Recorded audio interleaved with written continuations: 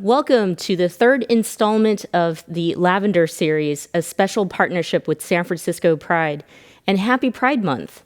If you're just joining us for the first time and new to the Commonwealth Club is the longest and oldest running public affairs forum in the country.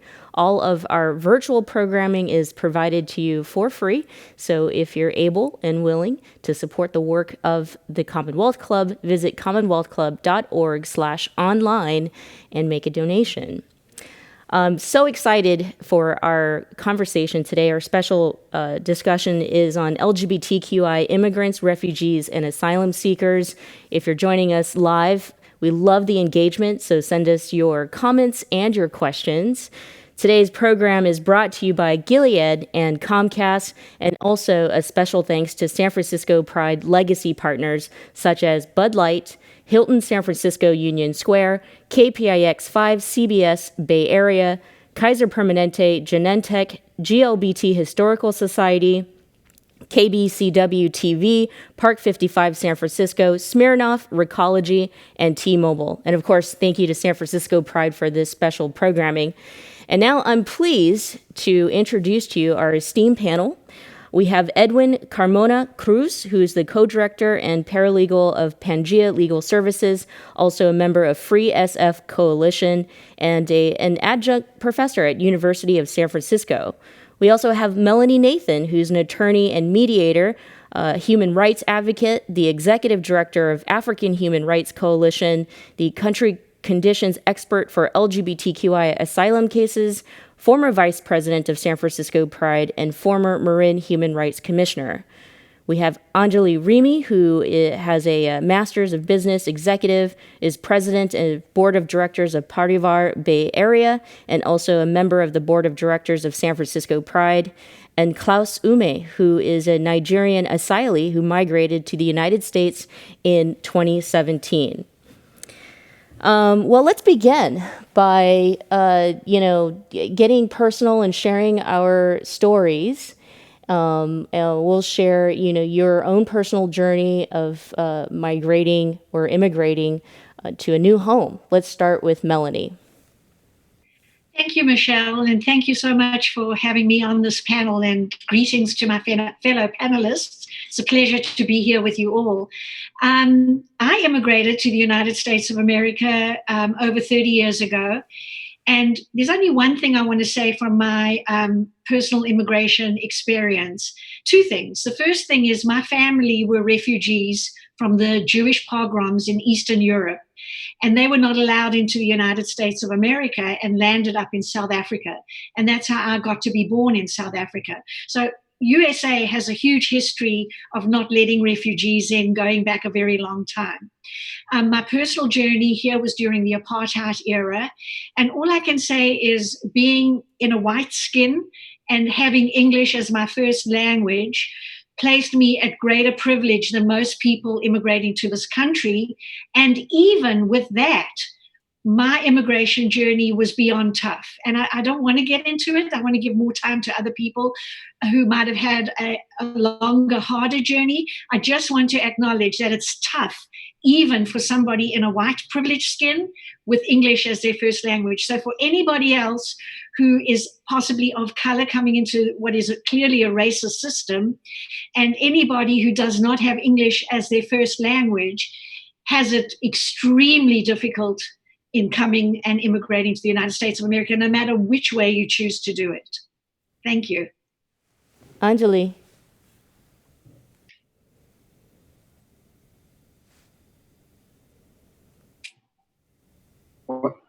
Hi, hello everybody.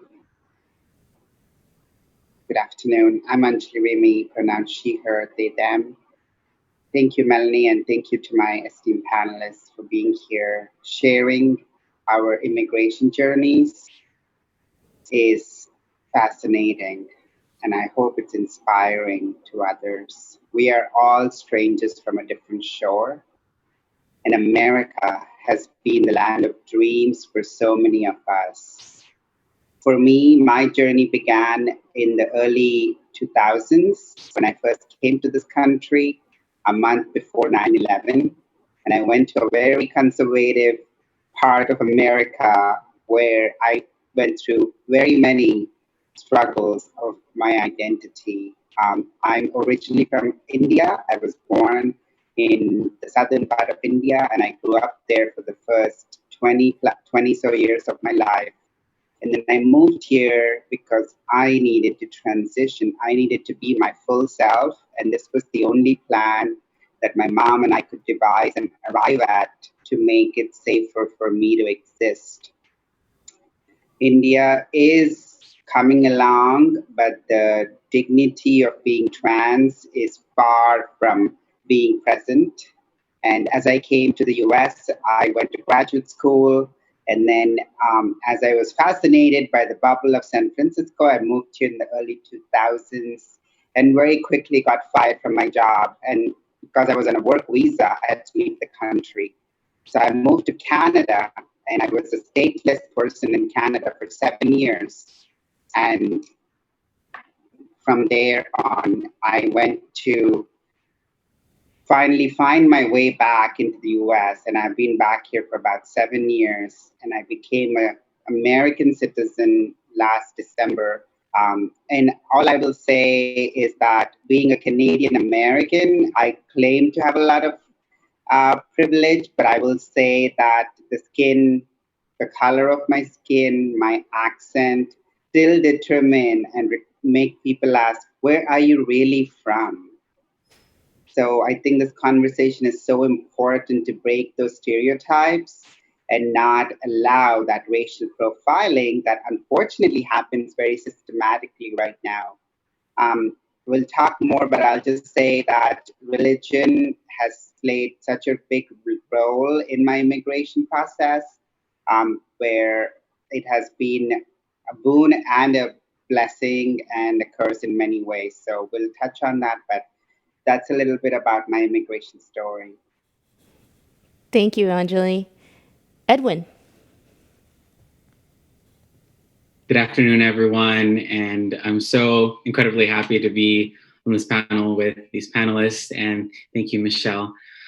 So I'm the son of immigrants from Mexico. I was born and raised in Azusa, California, in Southern California, if you know where that's at.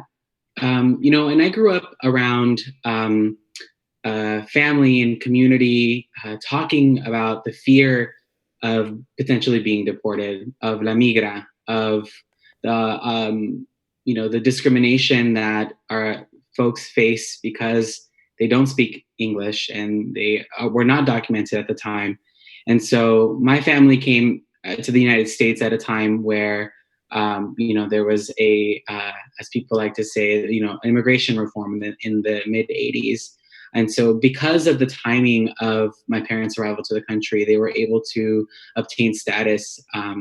However, years after, when Mexico's economy collapsed and there was a crisis, most of my family members who immigrated to the country were not able to adjust. And so I grew up, speaking Spanish as my first language, English is my second language.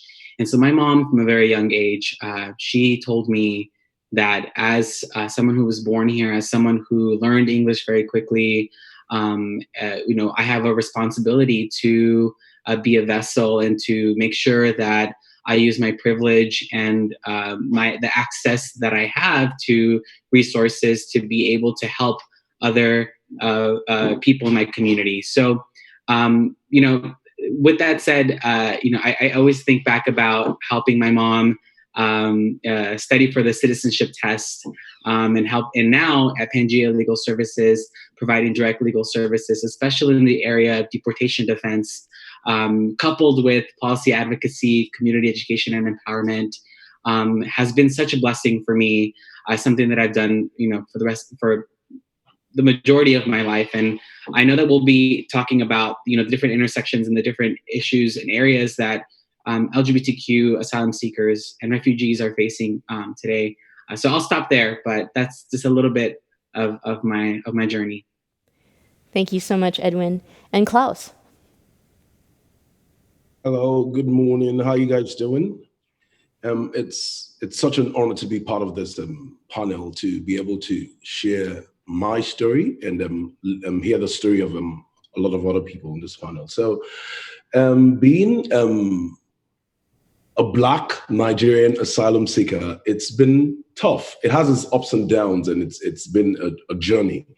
Because growing up in Nigeria, I lived in Nigeria for more than 30 years of my life, and it's a beautiful country, and I love my country. But living in Nigeria as a gay man, there are a lot of laws against the LGBT community in Nigeria, and just being gay, you could be in jail for 14 years, and there are a couple of other terrible laws and things that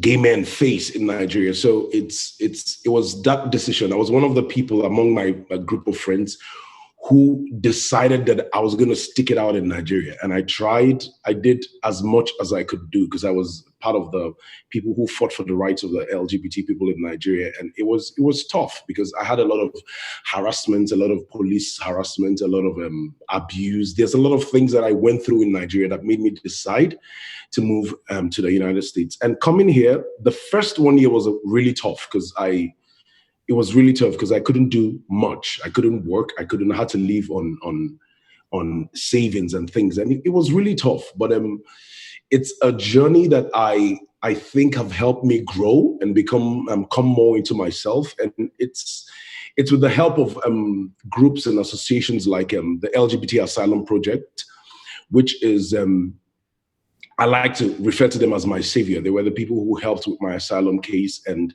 made it as smooth as possible. And that is why I'm a big supporter of the LGBT asylum program. And they make this job so much easier for people like us who otherwise would have had like a really, really tough immigration process. But thank God for people like Okan Shegun and the LGBT Asylum Project.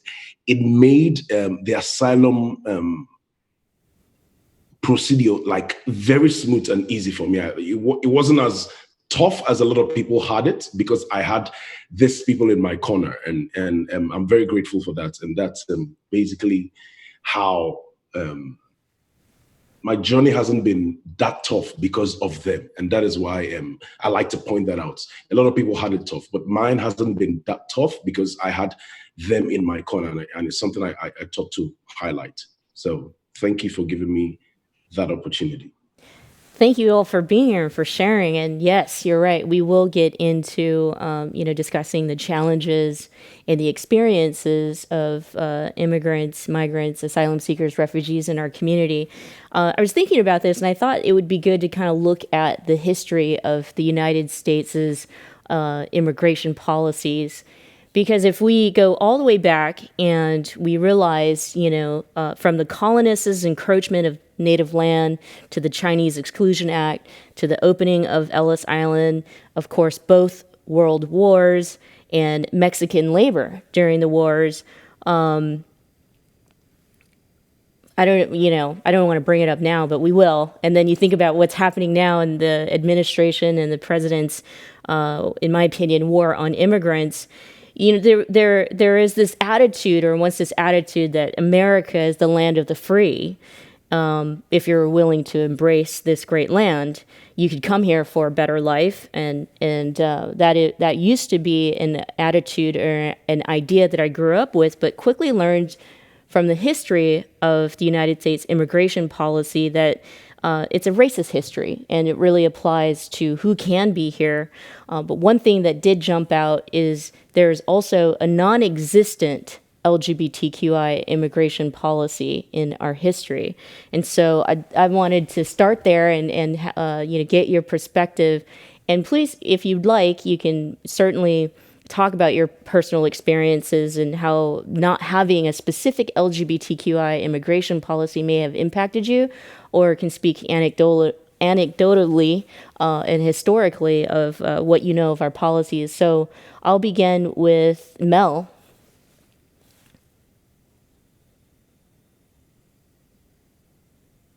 There we go. I unmuted myself. Thank you, Michelle. Actually, we should always remember our history, especially as LGBTQI people, because it's only very recently, under the immigration law, that we have a measure of equality, but policies and procedures often place us still in a very unequal position in logistics. But that said, the first ever immigration act in America was as far back as 1886. And there's been so many different incarnations, and we had this big amnesty reform happen in the 80s as well. But what I think is really important to mention, which was huge for the LGBT community, was for as long as we had the Defense of Marriage Act, which was only turned over with the Edie Windsor case, I think it was in 2014, that until that time we never had marriage equality, and immigration law is governed by the federal law, which meant that tens of thousands of LGBT partners could not sponsor their beloved partner who they wanted to be a spouse but couldn't marry, because of the Defense of Marriage Act, which said one man and one woman could marry. And that when that was overturned, and then when the Obergefell case happened in 2015, and all the states were granted marriage, so we were all then able to sponsor our spouses as LGBT people for green cards and ultimately US citizenship. But until that time, there was absolutely no remedy whatsoever. And I mean, people actually committed suicide over it. It was so bad for couples who could not be together and see each other. So we've emerged from a very serious form of discrimination against our community. And that also spills over into the asylum seeker and refugee realm as well, because, there are different ways now to get to America and be with your partner. And also for partners who are in a couple from overseas, if they were going to get asylum here before that time, it was harder to come in on a familial basis than it is now, and now that is a little bit easier. So the history is really, really important. I, for one, personally experienced the discrimination of being a lesbian with 2 children and in a marriage where my partner was actually, until we were able to get married and until DOMA fell, my partner was deportable, and which would have separated me from one of my children. It's a long story that I don't want to go into, but it was that bad. Right now, as far as the history and the trajectory is concerned, we desperately need immigration reform. There's so much by way of reform that we need. I'm not going to go into what I think we need right now, but except to say that whenever you're looking at reform and improvement and change, you always have to look at the history, and fully understanding it and looking at the negatives of it and how you can use that to advocate for the future becomes critical. We are only going to stand a chance of getting immigration reform when this administration leaves. And let's hope they do, because this administration is not friendly to asylum seekers and refugees and LGBTQI people in general. And so if I'm going to sit here and say anything today, not one single vote is unimportant. Everybody must vote. And if you're interested in proper immigration reform, you have got to vote for a Democrat. Thank you so much, Mel.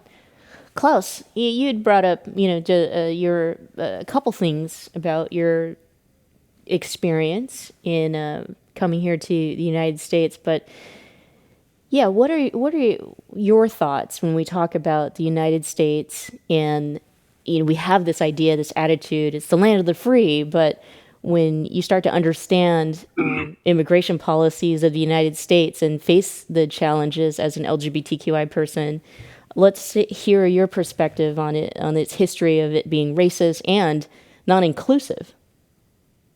Yeah, thank you very much for that question. Basically, it's we perceive that's what we've been told all the years that America is the land of the free, and it's but getting into this land of the free is like really tough. Like I was one of the very few ones who, because I have a lot of friends back home, I have a lot of family and people back home who can't even get into the country to even seek asylum because you have to be here first to be able to seek asylum. So the visa process and trying to get into this country is like it's almost close to impossible. And but because I was one of the privileged few that was able to get my visa, which was a lot of process. The process of getting the visa and going through the interviews is a huge, long process that not every person can get into, and that was where I had my biggest struggle. But as soon as I got that, getting into here, the immigration the process is not entirely easy. I was able to be able to afford a lawyer when I first moved here and paid all the ridiculous amount I had to pay to help with the process. But even with that, I couldn't still get anything done.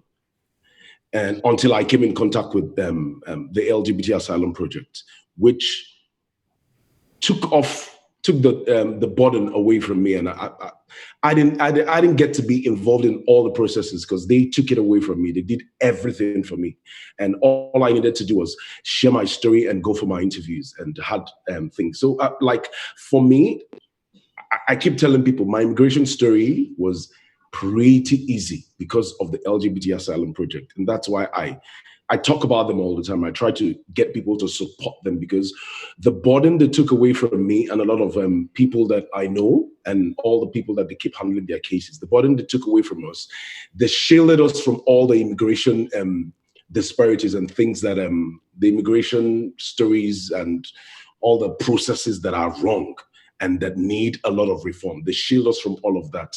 And so we don't get to experience it as much as we are meant to. And so that's one of the things, one of the reasons I keep highlighting them, because I didn't get to be part of all the intricacies because they took that away from me. And that's how my journey has been so far. So it wasn't that tough for me because I had someone in my corner who was able to take that all away from me. And that's it for me. Thank you, Klaus. Remy, Anjali? I go by both Anthony or Yeah. Remy.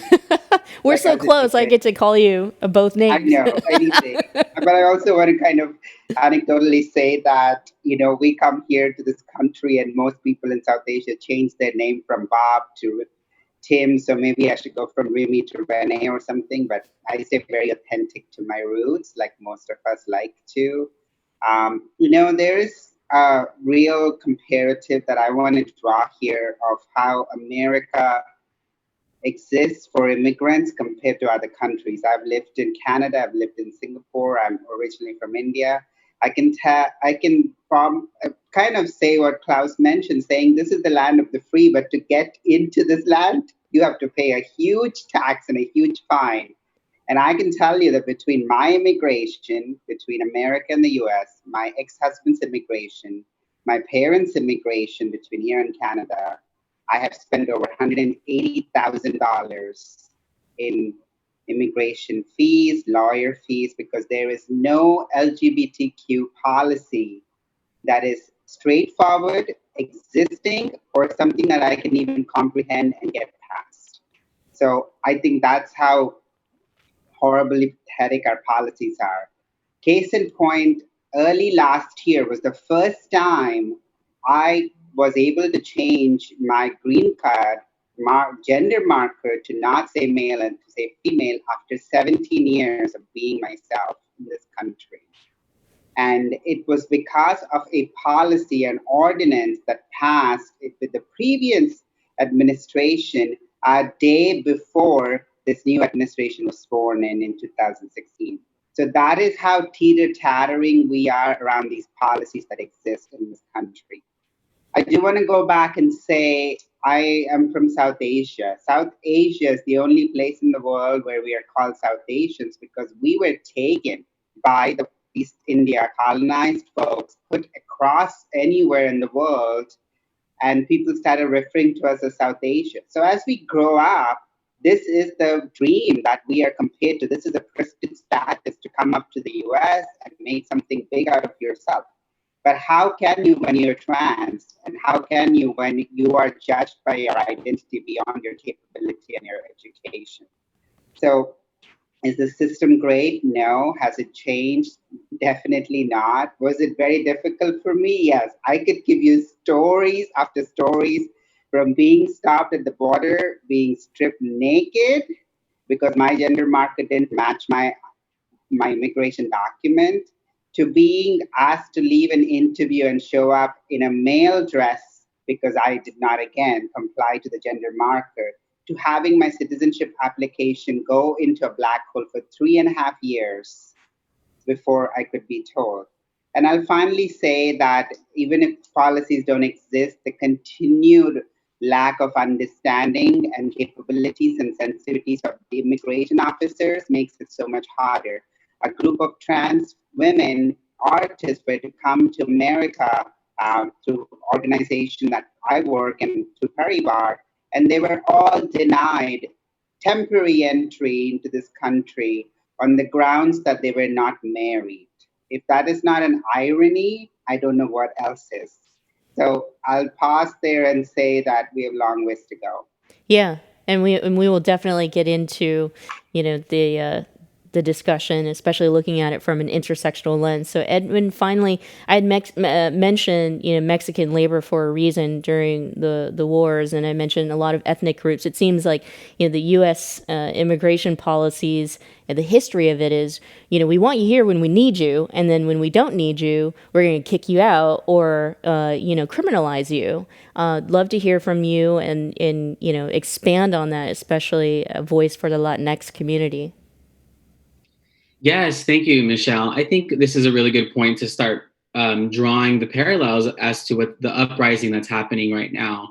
And as we know that our laws are inherently racist and they're rooted in white supremacy. So this question, as Michelle, as you were mentioning, is the deserving versus not deserving. It's what's convenient for the country. And this concept of citizenship has always been created to exclude the other. And it's also talking about we talk about the fees and we talk about the expenses to come to the country.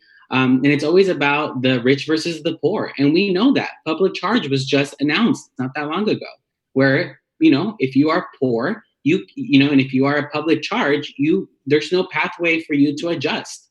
So we have to, I think, take a step back and really understand that. And also talking about, how these laws are rooted in racism, white supremacy, and one thing that I think advocates across, at least in the Bay Area and across the country, are a little skeptical of this immigration reform concept because there are always carve-outs. There are always excluding people for the ability to live and be a part of society. And again, we can discuss and we can have there are lectures and classes on how the U.S. and the war, this war on terror, this war on drugs, bombing Southeast Asian countries, bombing and there's coups in Central and South America.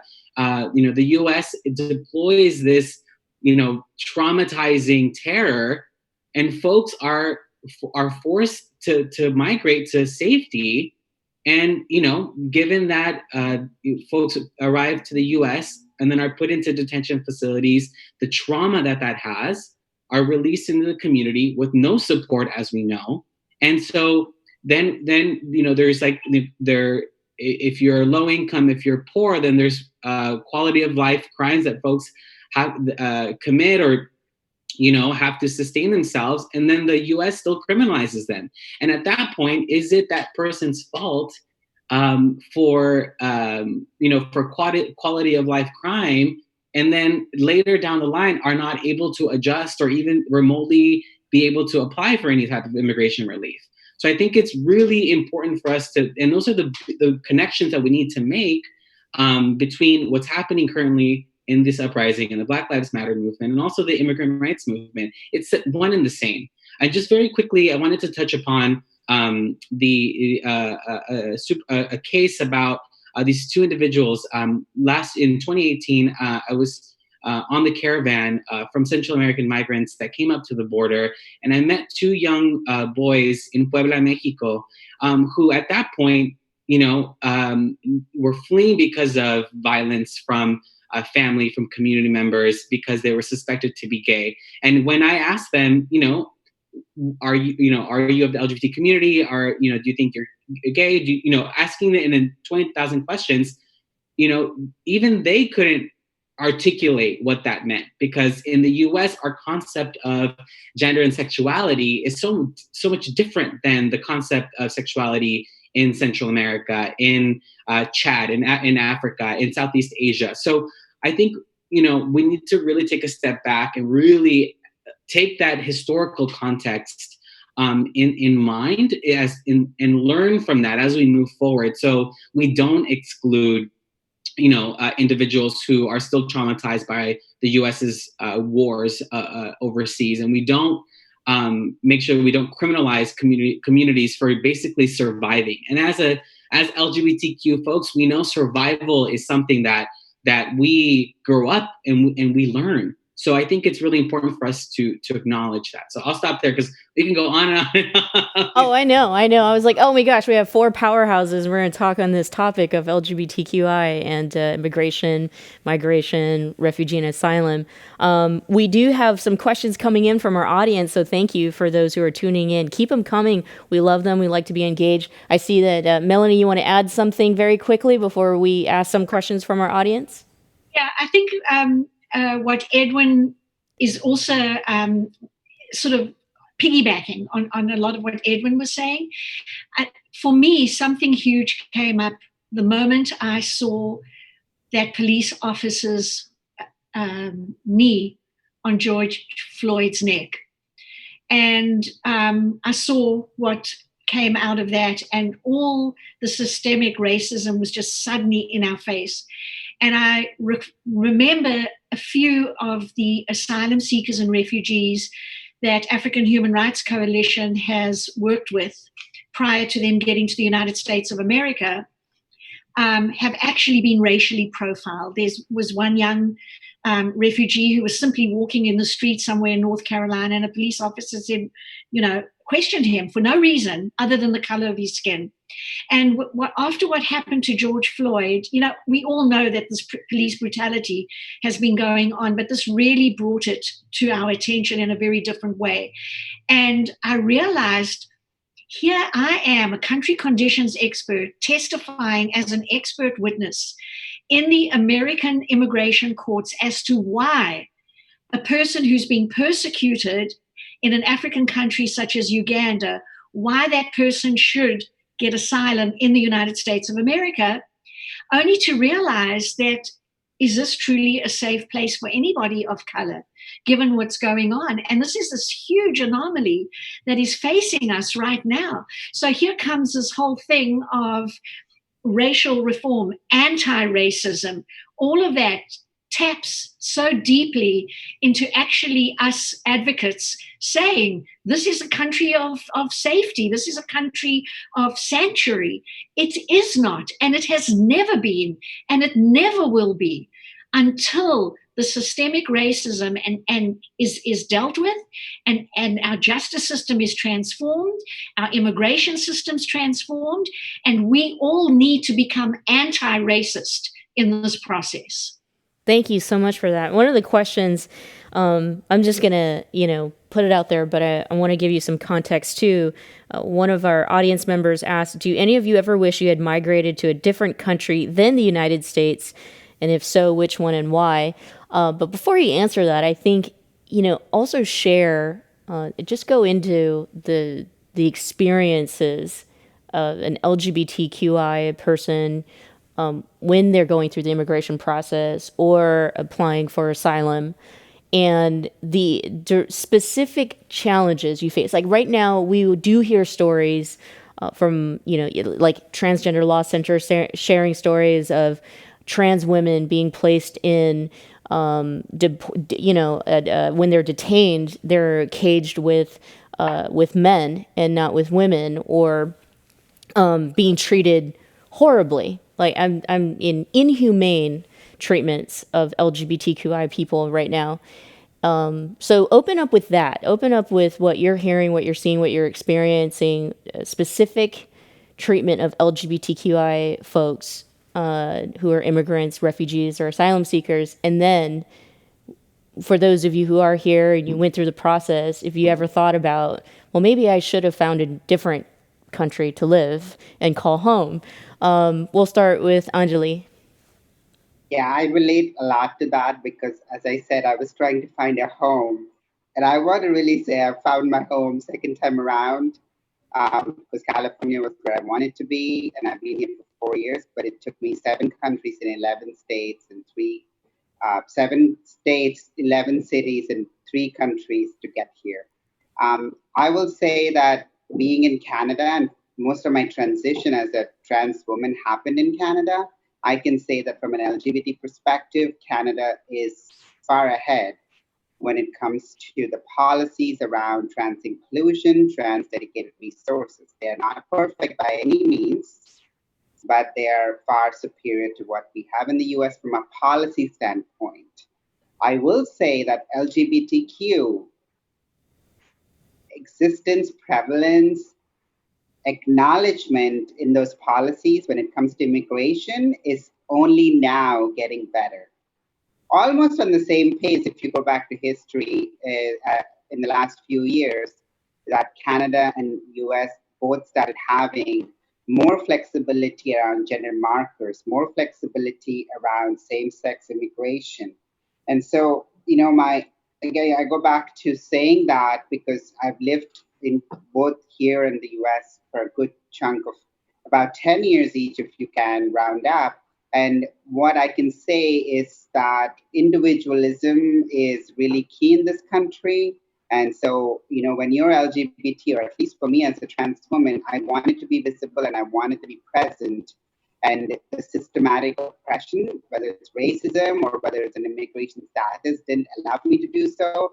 But in a country like Canada, it is about your identity, and immigrants make up 57% of Canada's population.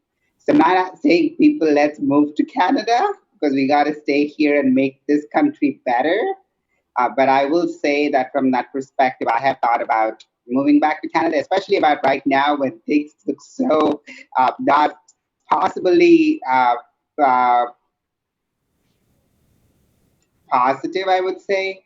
But at the same time, I think it's important to acknowledge that nowhere in this world is it okay, is it safe, is it welcoming, is it accommodating, and it's conducive for an LGBTQ folk, especially trans people of color, to be considered and go through the immigration system. Thank you.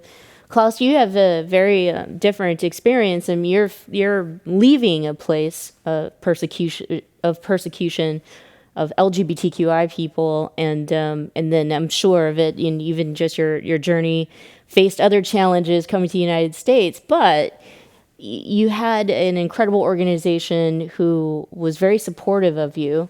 So when we're talking about LGBTQI asylees, what can you say about what the challenges an asylee would face as being an LGBTQI person, and if you would leave and move to a different country, had you known the challenges you would receive here too? Yeah. Thank you for that question. But basically, before ever migrating to America, we hear things like America is the land of the free, but I haven't felt free since I moved here, because the system is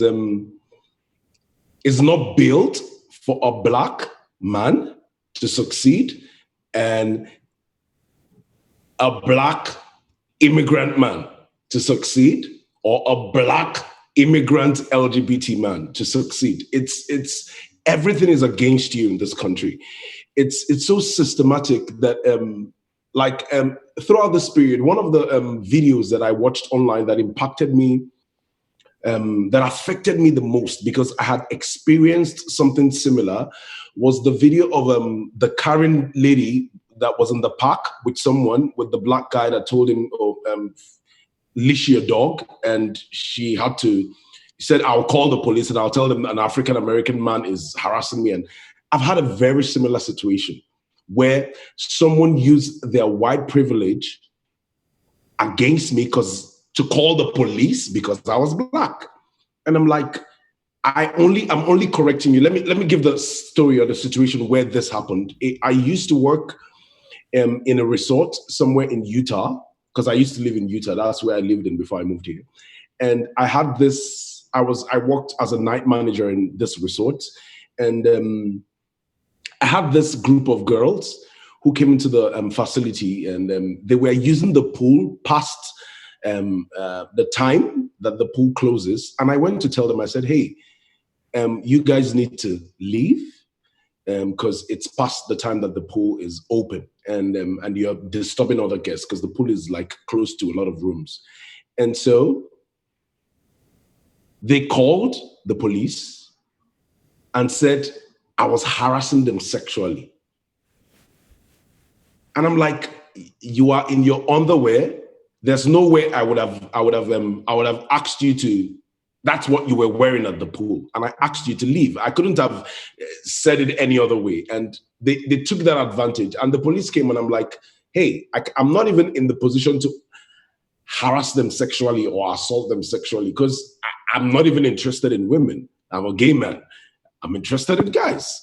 And it was because of my sexuality that I was able to diffuse the situation. But being that they had that privilege of being a white woman and being able to call the police on me because I was a black man, and the reaction of the police when they came, it's crazy. So you find out that this country, with a lot of all the systematic racism, all the police brutality and things, it's very ingrained in the society that it's a black man or a black immigrant or an LGBT immigrant, black in particular, is programmed to fail. You're programmed to be in a box. You're put in a box, and the social stereotypes. They're like people. I remember right now, and I work for a different company. I work in San Francisco, but still trying to get to step up to a higher position in the office. You find out that you have to work 3 times or 4 times as hard because there are a lot of things that are against you. You go for a position, they tell you, oh, no, you have to do this, do that, do that. But you find out that the person who eventually gets the position, you have more results than the person. But as a result of being in that social category, people look down on you, and they don't give you the opportunities to grow. So it's being that I came in here to live my best life and enjoy the freedom and be part of the American dream. I haven't had that play out for me as a black LGBT guy. So I try to live above all this, and it's you find out there's a lot of things that need reforms and need and not being able to be part of the system in such a way that I can contribute my very best it affects you. It's very traumatic. It affects you in a lot of ways. And so one of the things that I tell people, because I'm still an asylee for right now, and I haven't become a citizen, and so I don't have an opportunity to vote. So I usually sensitize people. I talk to people out there through social media, through one-on-one, and I'm trying to get every young person to vote for the right people. Vote on your local level, vote on the state level, vote on the federal level, and begin to make those reforms. Research the candidates, find out their stories, know the right candidates to vote for, and begin to call in and make sure that these reforms come into place so that America becomes a place where everybody has equal opportunities and we're able to live out our best life. And that way we're able to make the necessary changes to move this country forward. And yes, your question about could I have I migrated to a different country? Yes. If I knew the things I knew now definitely I wouldn't have come to America. I would have gone to. I have friends who migrated to Germany and friends who migrated to Canada. Like my co-panelist was talking about earlier. So those are the countries I would have considered, because I feel like the immigration laws and the system is more favorable in those countries than here. But we are here now, and so what we have to do is fight to make the necessary changes and reforms that would favor LGBT asylum seekers and immigrants. So that's. Thank you so much for sharing your story. And like, I almost like am sitting here, like, I just want to quit. I'm so heartbroken, there's these continuous stories, but at the same time, of course, feel hope, because I know like folks like all four of you and organizations like the LGBTQ Asylum Project, San Francisco Pride. I mean, these are platforms for us to hopefully make some of those changes. Edwin, you have probably a different way to describe it, but what Klaus had talked about, experiences here in America. I mean, there's like, I think the number is 200 million undocumented folks in the United States, and of the 200 million, or I think that number refers to DACA recipients, or deferred children of those who came. So you came at a very young age, and now you're probably like 20 to 30 years old. And of the 2 million, where are my numbers? Where are my notes? I wrote this down. 200,000 in California, but DACA is almost about 1 million. It's 2 million. Sorry. Yes, of deferred actions for childhood arrivals. I think the guess is that there's about 250,000 who identify as LGBTQ. So when you start to even layer that undocumented LGBTQ and a person of color in a country built on systemic racism, what are some of those experiences? I'm going to talk about this anecdotally, and given the different spaces that I'm in. So actually, any given Monday from now, the Supreme Court will issue a decision on the way the Trump administration eliminated the DACA program, along with a potential decision on LGBTQ discrimination as well from the Supreme Court, as we're talking about this intersection. But I think it's really important for us to realize and to understand that DACA and these, and they're not even status, these are just Band-Aid solutions. This came because our elected officials, our government, they've consistently failed to act and consistently have othered communities across the country.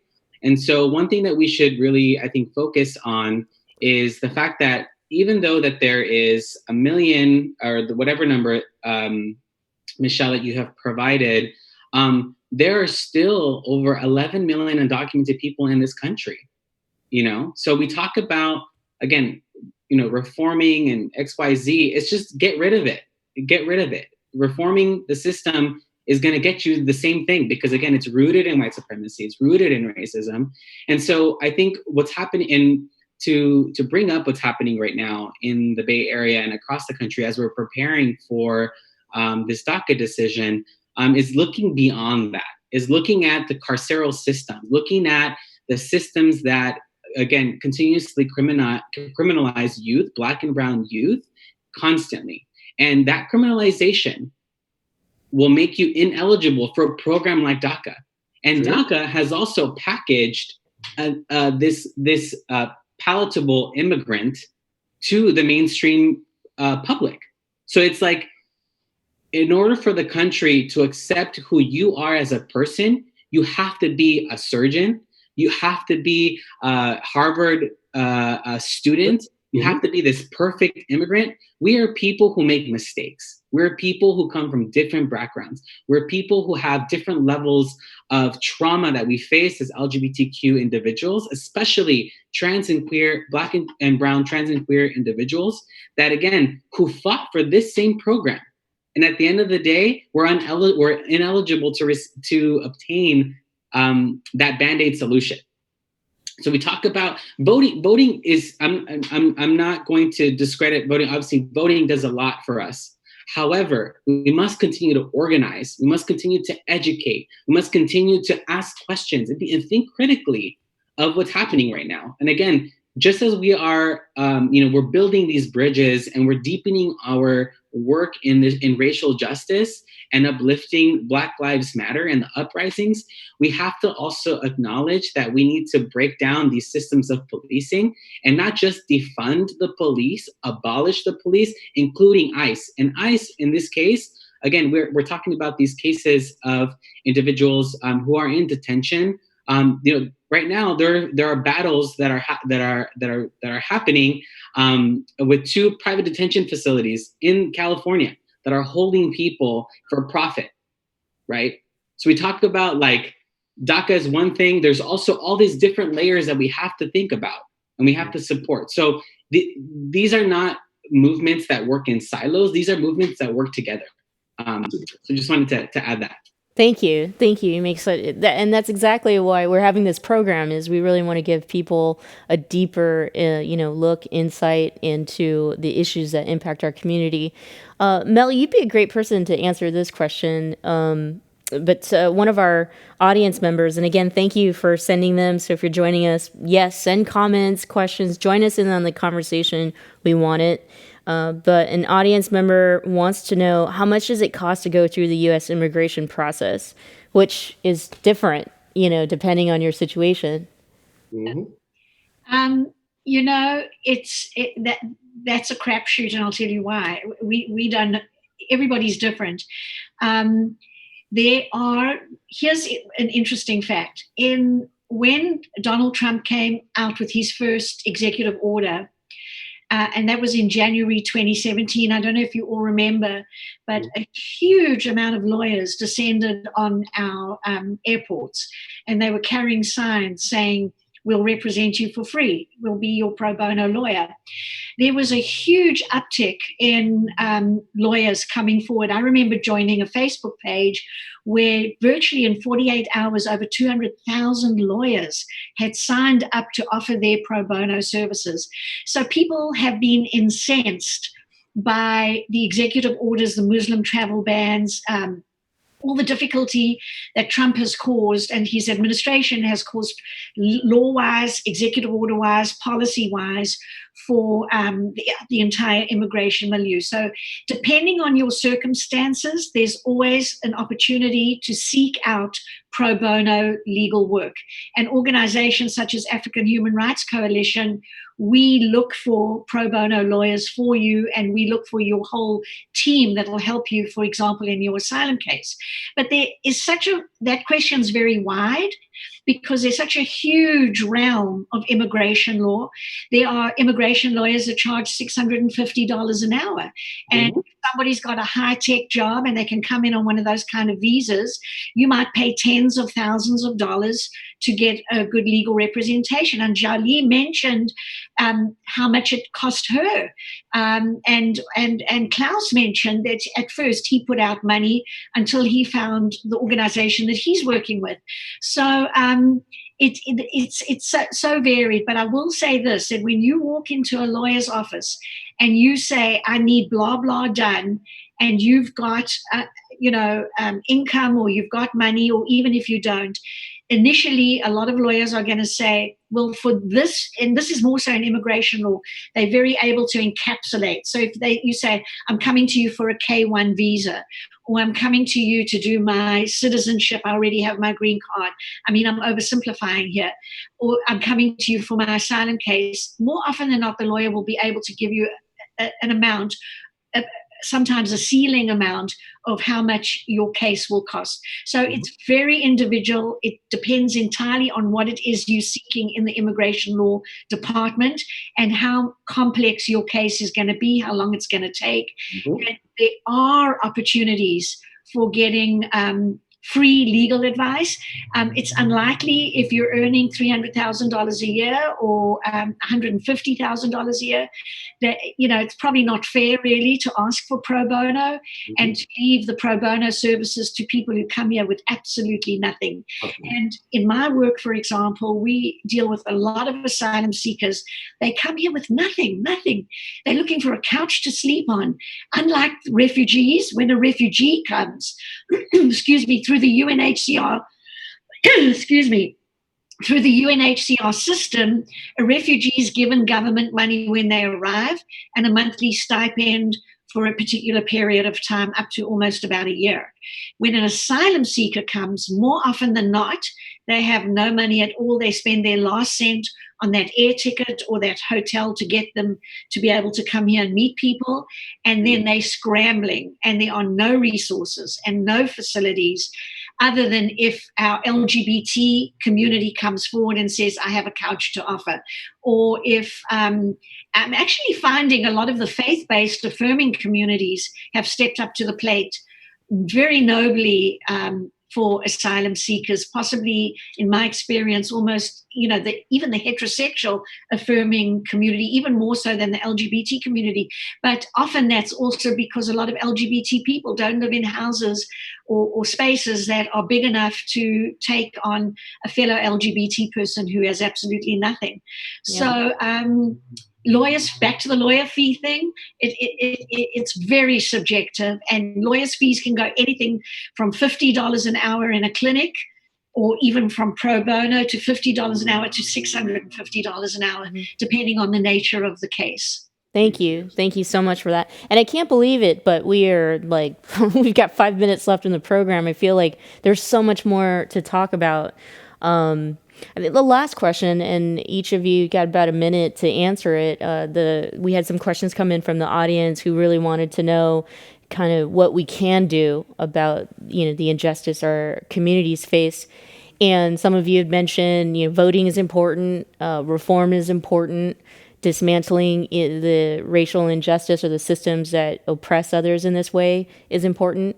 So a minute with your last thoughts on how we what we do and how we move forward. We'll start with Anjali. I think we have to destigmatize, take it out of a way that exists within our LGBT community. And I'll just take the reference of the South Asian community, which primarily comes through technical education and comes through the legal process of immigration. It doesn't allow us to perceive and have a bias against those that come into this country and are undocumented. So it's important for us to not become part of the issue by calling people illegal or legal.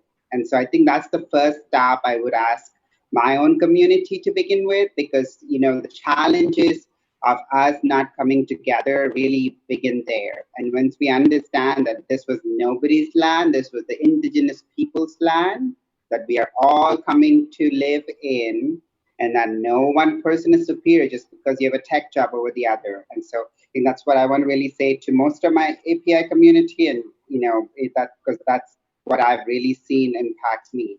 The second piece I will say is that for us to continue to have the visibility of ourselves as LGBT, rather than having to disguise it as a techie, as somebody's wife, as somebody's employer, to be able to fit the mold of immigration in this country, we have to be vocal.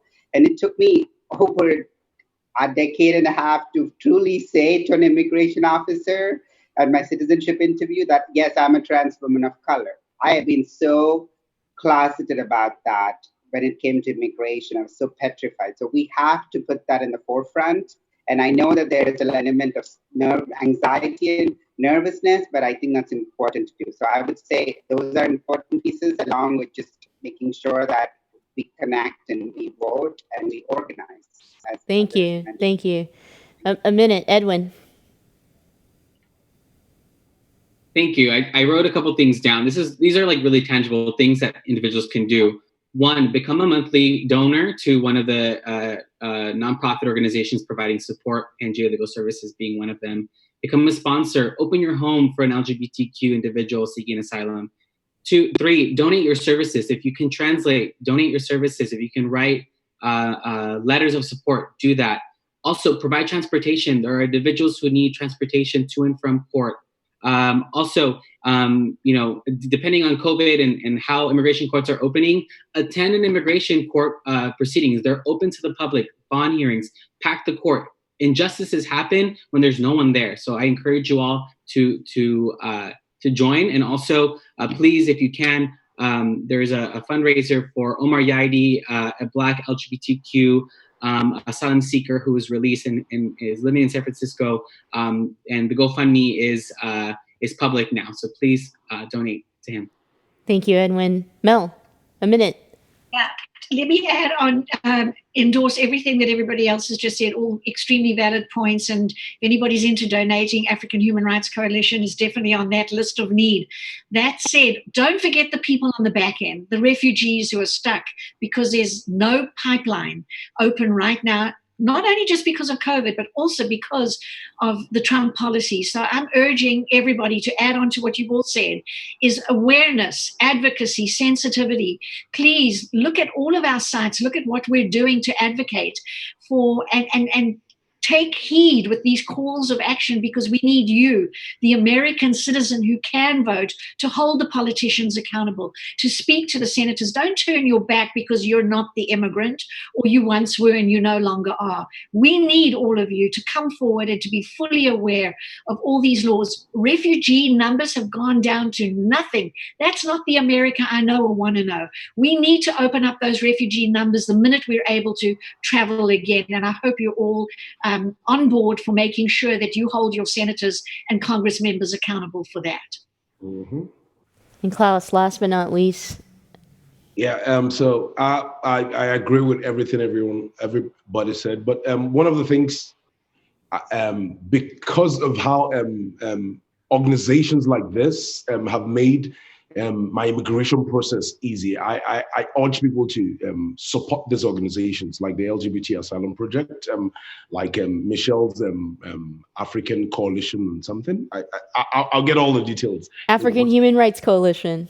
African Human Rights Coalition. So support these organizations because they make life easier for people like us. Then if you are able to vote, ensure to cast your vote. It is very important. I can't overemphasize that. It is very important that we stand up for what we believe. And one of the ways to stand up for what is believed is to vote. Please vote, vote, and vote, and get off the misogynist we have as a president out of office.